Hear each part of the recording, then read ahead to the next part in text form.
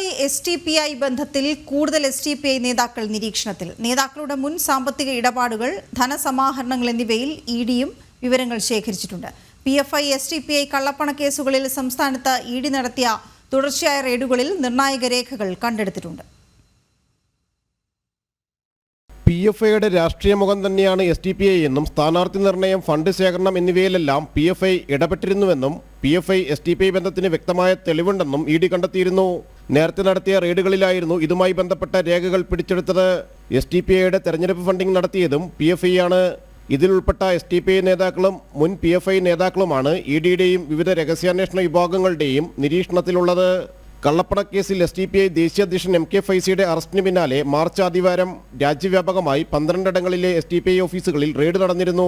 തുടർച്ചയായി ഇന്നലെ പാലക്കാടും കോട്ടയത്തും റെയ്ഡുകൾ നടന്നിരുന്നു. സുപ്രധാന തെളിവുകളുടെ അടിസ്ഥാനത്തിൽ STPIക്കെതിരെയും കടുത്ത നടപടികളിലേക്കാണ് വിവിധ അന്വേഷണ ഏജൻസികൾ കടക്കുന്നത്.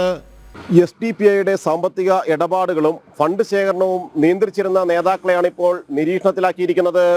നേരത്തെ PFIക്ക് വന്നിരുന്ന ഫണ്ടുകൾ STPIക്ക് മാറ്റുമ്പോൾ അത് കൈകാര്യം ചെയ്തിരുന്നതും ഇതിൽ ചില നേതാക്കളായിരുന്നു. ജിജീഷ് കരുണാകരൻ, ജനം, കൊച്ചി.